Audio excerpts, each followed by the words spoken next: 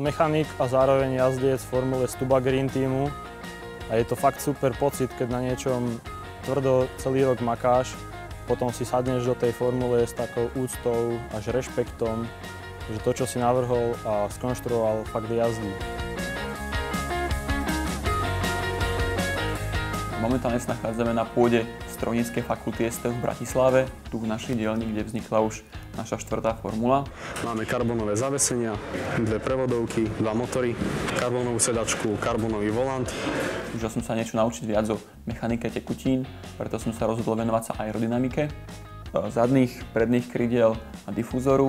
Keď sú všetky komponenty hotové, dorazia k nám do dielne a môžeme začať skladať formulu. Akože vidieť niečo, čo ste reálne aj navrhli, ako sa to zhotoví a jak to v najlepšom prípade aj funguje, to je fakt skvelý pocit.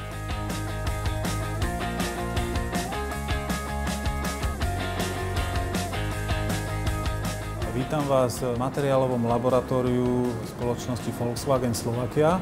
Študenti u nás majú samozrejme otvorené dvere pri hľadaní riešení súvisiacich s touto študentskou elektrickou formulou, výber vhodných materiálov a takisto aj možnosť vyskúšať si daný materiál v praxi a vyskúšať si jeho vlastnosti. Je to pre nich samozrejme obrovská výhoda naučiť sa niečo nové, čo ich niekam posunie. My ako študenti sa chceme stať súčasťou revolúcie elektrických automobilov. Táto revolúcia však prináša veľa výziev, ktoré ako študenti musíme riešiť. Riešenie týchto výziev nám pomáha v našom raste a tým pádom sa stávame lepšími inžiniermi.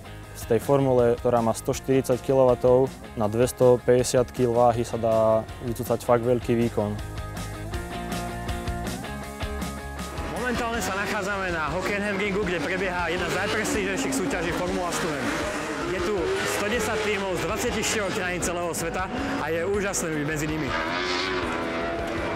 Súťažíme proti top tímom sveta a nemáme sa za čo hanbiť.